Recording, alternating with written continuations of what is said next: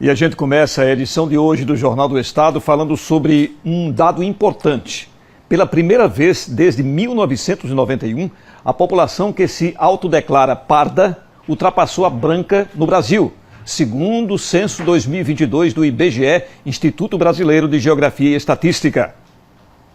Os dados do IBGE representam um marco para a população no Brasil, onde o número de pessoas autodeclaradas pardas ultrapassou as que se reconhecem como brancas, um dado inédito que só aconteceu há mais de 30 anos. Pelos censos, essa é uma pesquisa que acaba tendo esse caráter da autodeclaração, acaba refletindo uma tomada de consciência que é mais ampla, que é social, né, sobre as questões étnico-raciais no Brasil.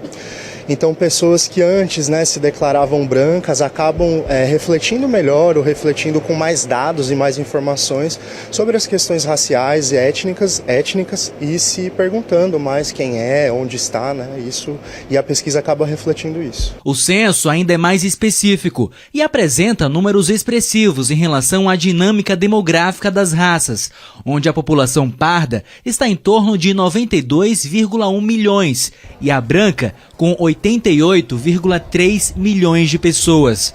São informações importantes para todas as cadeias, em especial na construção de políticas públicas. Cada etnia, cada identidade racial vai ter uma peculiaridade, vai ter necessidades diferentes, então políticas públicas que sejam pautadas especificamente para determinados grupos são orientadas por esses números, por essas pesquisas, como por exemplo as cotas. É uma questão identitária, mostrar como a população brasileira tem refletido sobre quem ela é, sobre o papel da raça, da etnia e, claro, quando você tem esses dados fica mais fácil de você desenhar políticas públicas aderentes a cada uma dessas faixas da população.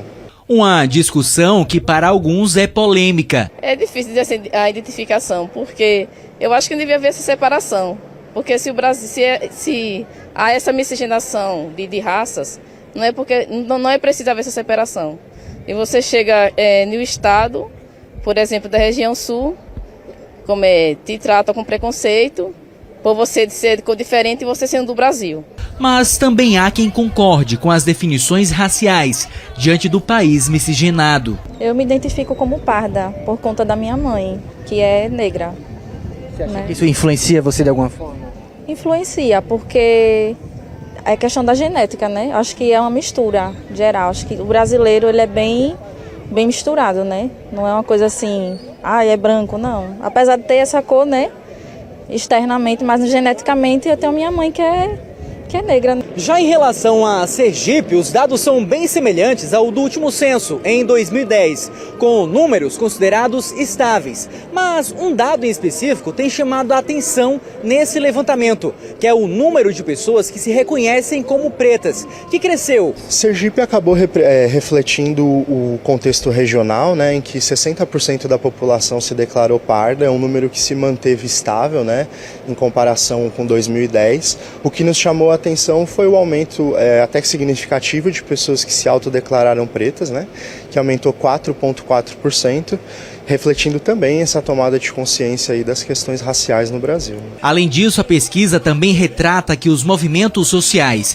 e de lutas antirracistas são importantes para que as pessoas façam o autorreconhecimento a partir da consciência étnico-racial e da educação antirracista. Você pega ali no processo de pós-redemocratização, conquistada a democracia, os movimentos sociais começaram a se organizar em torno de suas pautas. E o movimento negro começou a entender, então, conquistada a democracia agora, quais são as políticas públicas que esse Estado democrático de direito precisa prover para aqueles que se apresentam e que se entendem como pretos, pobres e pretos, porque aqui no Brasil ele meio que se confunde.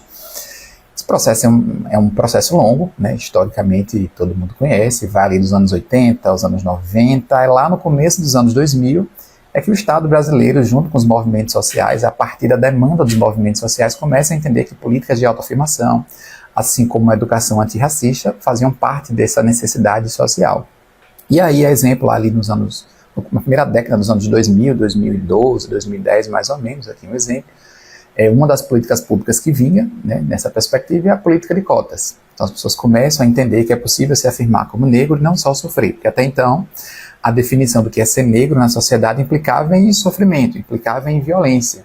Pela primeira vez a gente vê o Estado brasileiro com políticas afirmativas, que resultam, repito, de um processo histórico. Então, no meu entendimento, isso precisa estar dentro dessa perspectiva maior. Quer dizer, isso que a gente entende hoje, que é mais fácil falar que é negro, as pessoas se orgulham em falar que é preto, em falar que é pardo, está dentro desse processo de desconstrução histórica do lugar do negro como lugar de sofrimento.